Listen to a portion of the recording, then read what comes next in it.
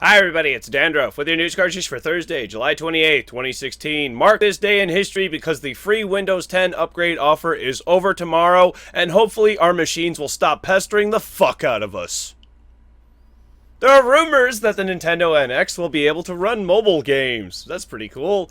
Life is Strange is getting its own live-action mini-series. EA has announced that they are working on a new UI for Origin. No release window mentioned yet. Looking very out of place are American Express ads in Final Fantasy 15. And I get that product placement is everywhere and it's a thing, but this is marketed explicitly towards adults. What do you think of this? Let me know in the comment section down below. Coming to Doom, alongside a free update, is a double XP weekend and its first paid DLC. Valve has released a VR spectator mode for Dota 2, and at the very least, it's jarring. I found the video extremely hard to watch, and it really feels like it needs some reworking. The Division has a new patch out, which among things like bug fixes will allow for gear sets from previous updates to be included in the loot table in the underground. A CSGO tournament will not be televised on a German TV station due to an attack in Munich, which happened earlier this week. In my opinion, it's probably in good taste, but it also denies those esports competitors coverage.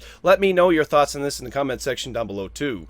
Diablo 3 has a patch coming soon that will allow gamers to hide their UI. Call of Duty Black Ops 3 for PS4 has a patch out now, and you can find a link to the patch notes in the description down below, as well as links for sources for all of today's stories. A demo is out tomorrow for Yooka-laylee, but only to Kickstarter backers who pledged $20 or more. A Destiny collection seems to be releasing for PS4 and Xbox One coming next month on August 18th. Minecraft on Windows 10 is 1 year old, and this really cool video was created. Microsoft also let everyone know that Oculus Rift support is coming very soon. And finally, for teasers, one of my favorite games and probably the best shooter I have ever played, Rainbow Six Siege, is free to try on Steam this weekend. The base game as well as the gold edition are 50% off. However, the season pass does not have a discount separately. It's been an easy news day for me today, as there is still more on the CSGO gambling scandal. And if you own a GTX 970, you have some money coming your way. Find out how much and why on today's news cartridge.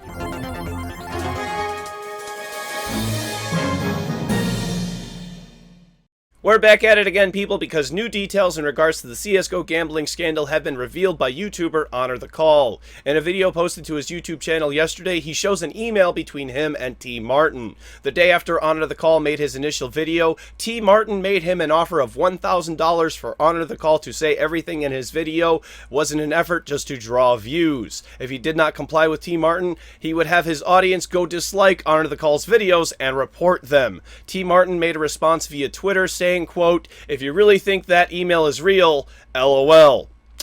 I, of course, will leave it up to you, the viewer, to determine if the email by someone who has already been caught and convicted by the FTC over not disclosing that he had a stake in the video game Dead Realms after giving it positive reviews and was gambling on a site that he owned without disclosing it at the time. I will leave it up to you whether or not those emails are real or fake."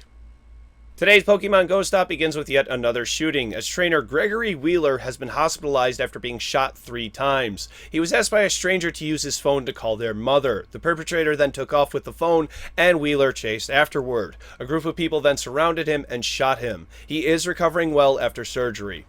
A city in North Carolina wants Pokemon Go off state property, and I've said it before and I'll probably say it again, if it's risky, don't go catch that Pokemon, just let that one go and move on to the next one. Gotta catch 'em all is not a literal phrase. Meanwhile, in Germany, a mayor has closed a bridge to everyone but foot traffic in an effort to make catching Pokemon more safe, and there are reports that some trainers in Japan don't have consideration for their environment, leaving debris around where some have gathered. I'm sure that there are trash cans everywhere. Pick up after your damn self. And speaking of bad manners, you can now pay for cheats for Pokemon Go. I do not advocate using these in any way. It's just scummy, and this will put your account in jeopardy. Meanwhile, a lot of study has been going into Pokemon eggs, and it has been confirmed that region-exclusive Pokemon like Kangaskhan in Australia can be hatched from eggs. Related to Pokemon, and I just had to show this off because I really want one, is a $150 giant Snorlax beanbag chair. Not available until December later this year, pending license approval. And in final Pokemon Go news, at least one person has used the autopilot in a Tesla to drive them around to play Pokemon Go. What a time to be alive. Remember, trainers, be respectful wherever you go, pay attention to your surroundings, and always be safe. In the quick spot today, a class action lawsuit began last year against NVIDIA surrounding the GTX 970 and NVIDIA's claims that it had 4 gigabytes of VRAM. To give a quick history, the card actually has a 3.5 gigabyte partition in addition to a 0.5 gigabyte partition, which is not 4 full gigabytes. There were some other figures that were misrepresented as well, but this is the one that stood out. That lawsuit has now been settled, and NVIDIA will now have to pay each owner of a GTX 970 $30 in addition to court fees. If you own one, you cannot claim your money just yet, as this settlement was just reached yesterday. NVIDIA needs time to set up a refund process. Stay tuned to News Cartridge to find out when that form is available, and let me know if you're the owner of a GTX 970 in the comment section down below. To end today is a great story that reminds everyone we're all human and we all make mistakes. Sometimes hilariously laughable mistakes. There's a game about playing a crooked cop that I've been interested in for a little while now since I've heard about it a few months ago called This Is the Police. It has been delayed by a few days. Now, Dandruff, why not cover a delay in the teaser section? And I tell you, that's because this is no ordinary delay, my friends. This game, for all intents and purposes, is completely done, and the publishing team at Eurovision was just waiting on Valve's approval. However, in order to get Valve's approval, they have to hit a button that says Submit to Steam for final approval. They forgot to hit that button. A story like this is great, and I know won't come around very often. It just goes to show you that we all make some mistakes, and, well, shit happens.